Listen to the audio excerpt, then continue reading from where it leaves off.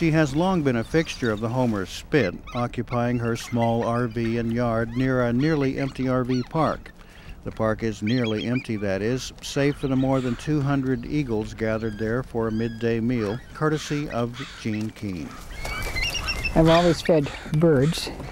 Never, it's the first time I've fed eagles, but we've had some tough winters here where a lot of them would not have survived, especially the weaker ones and ones with bad feet and bad beaks.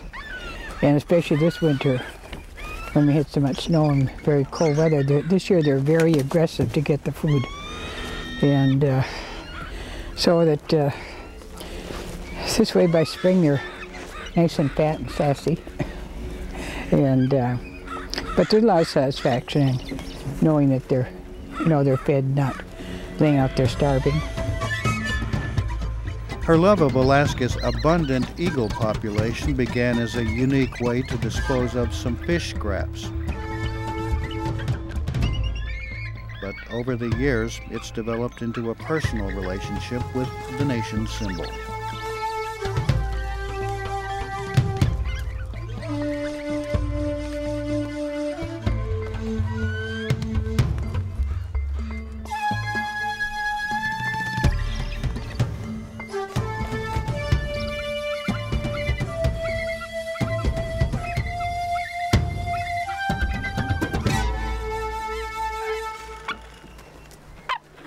One thing led to another, and I was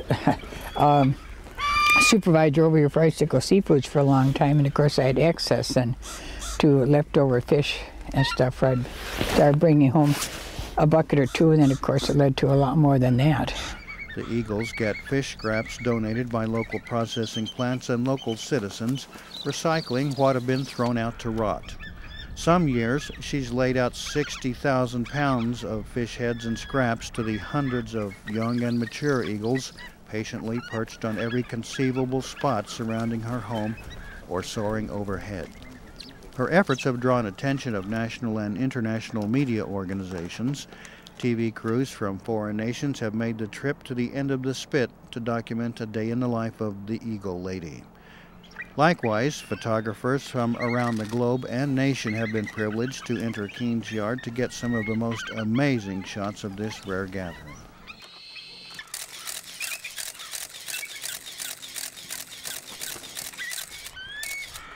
They can get closer to the birds here without bothering them than they can anywhere else. And so that I don't allow any tripods set up outside the fence. But in here you can go ahead and set your tripod up, and as long as they're not hanging over the fence and making quick, fast moves, and stuff, the birds have accepted them. Oh God, look at that. But there's an added benefit in providing visiting families and children with the chance for a shot that's usually been reserved for professionals with the biggest lenses. I get more of a kick out of throwing a piece of food by a car that's got a bunch of kids in it. Then have an eagle go up there and they just squeal with delight. I get a bigger kick out of that than anything. And so 99% of the kids are great. To keep from disturbing the feeding, Keene keeps some strict rules for those who choose to come out to the Homer Spit to watch and photograph. I lay down some solid rules and regulations for everybody, even the photographers.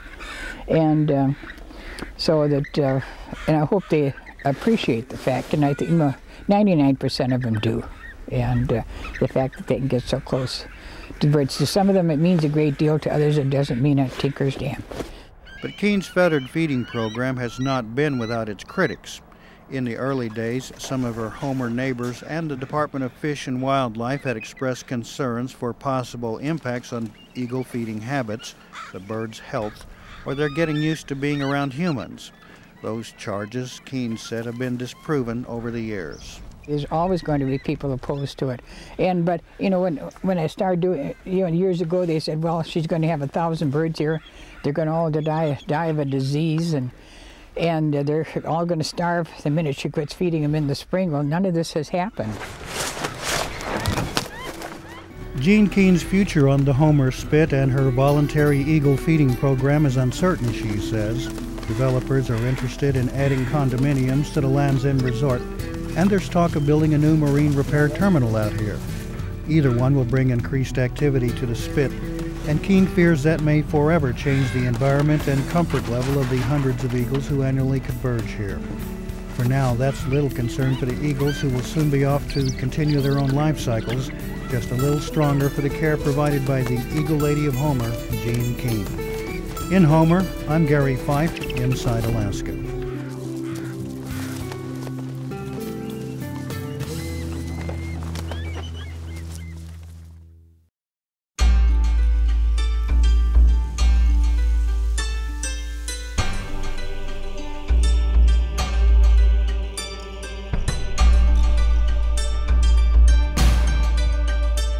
It lies somewhere between sport and art, a delicate dance with frozen water.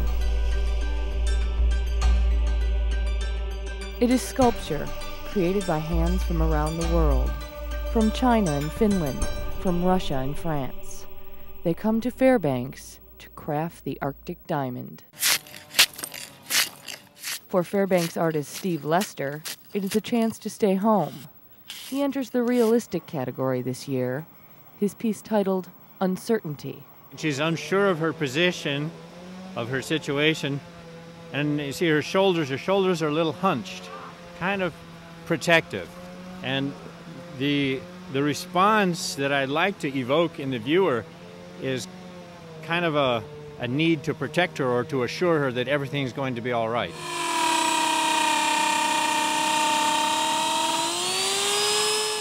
While Steve chooses to work alone, others, like Russian sculptors Vladimir Jihartsev and Nadia Fetatova, work as a team. This year they compete with an abstract. That piece called The Coming of Spring, and it's all about this time. It's lots of symbols. The starting point is this: one block of ice, 8 feet by 3 feet by 5 feet. 8,000 pounds. Competition begins Wednesday morning at 9 a.m. It will end 60 hours later. Well, we have until 9 o'clock on Friday, and I expect to take most of that time. My plan is to sleep both nights. But that's always my plan, and it doesn't always work out. As soon as competition begins, artists are at their sites. They organize. This year I have a almost perfect block of ice. Very clear, transparent, you can see that. I'm trying to look through the ice, the block of ice. It's so clear, I so enjoy that. They plan. And now I'm in the process of deciding where I want the cracks to fall. I'm going to cut some ice and put it over there to supply the end of the base and her foot. So we work with the cracks. Sometimes the cracks help us out. Usually not.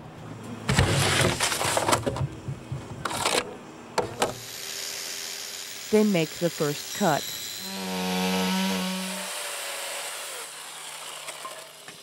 It seems a natural pair, ice sculpting in Fairbanks, Alaska. For where else but the frigid north could ice stay suspended in sculpture for so long?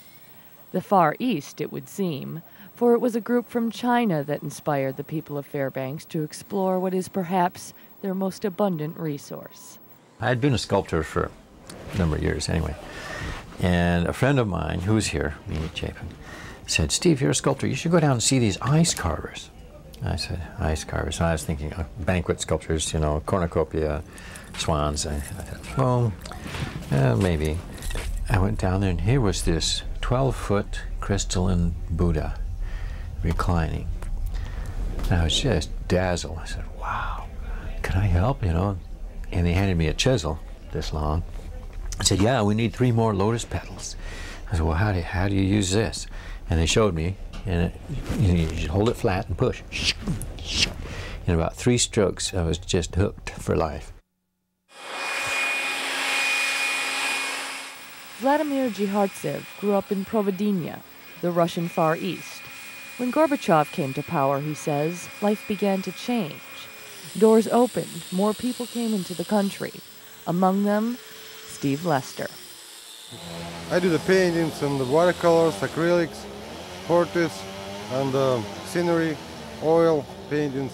But when Steve Lester came and showed me the pictures, I just wondering how I can do with ice.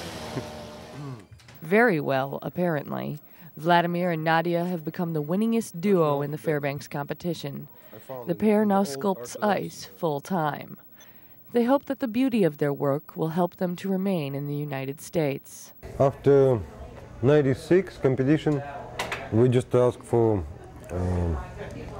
change the visa for temporary worker visa, like with extraordinary ability, and we got this visa from immigration, and now we can stay here for 6 years, and we're just very glad because I can play more with ice. As lengthening shadows steal the afternoon of day 2, sculptures grow more impressive. The coming of spring skates along. Uncertainty seems less certain. That piece on the side is about 700 pounds. All I had to do is take it from there and put it there. But it just turned out to be a little harder than I expected. Starting to feel a little fear. Why? Because I know how much carving I have to do. But it's only a little fear. I'm going to try to have her all more than rough carved, but very close to surface by the time I go to bed tonight. In the end, I hope to completely lose the block so that someone will look at her and not realize which way the block was oriented. No, I was just getting ready to define this leg here. It goes to a fever pitch of, oh my God, I'm not going to finish. That's exactly what it does.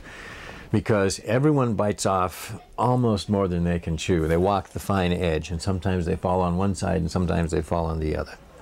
And typically, half of the teams work round the clock that last night, sometimes nights before that as well.